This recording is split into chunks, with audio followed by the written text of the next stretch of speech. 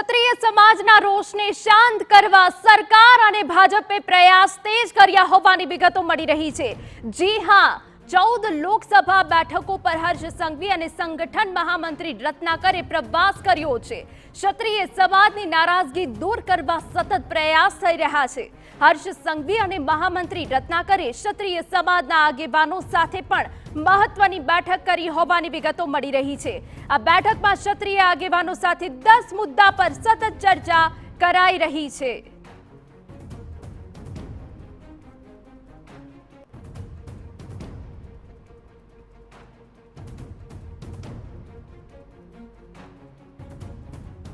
તો 14 લોકસભા બેઠકો પર હર્ષ સંઘવી અને સંગઠન મહામંત્રીએ બેઠક કરી છે। તો આખરે કયા 10 મુદ્દાઓ છે જેને થકી ક્ષત્રિય સમાજને સમજાવવાના, મનાવવાના અને ગુસ્સાને શાંત કરવાના પ્રયાસ થઈ રહ્યા છે? તો તમને એ 10 મુદ્દાઓ તો પહેલા એ જણાવી દઈએ। રૂપાલાના નિવેદનનો ભાજપ નથી કરી રહી બચાવ। જી હા, એ સિવાય રૂપાલાના નિવેદનથી ભાજપનું શીર્ષ નેતૃત્વ પણ દુખી છે। આ 10 મુદ્દાનો એજન્ડા છે। રૂપાલાએ 2 વાર માફી માંગી છતાં પાર્ટી પ્રમુખે પણ જાહેરમાં માફી માંગી। વિવાદની સંવાદપૂર્ણ વાતાવરણમાં અંત લાવવા પર ફોકસ છે। ભાજપ માટે આ પરિવારનો વિષય ક્ષત્રિય સમાજ પરિવારનો અભિન્ન અંગ છે।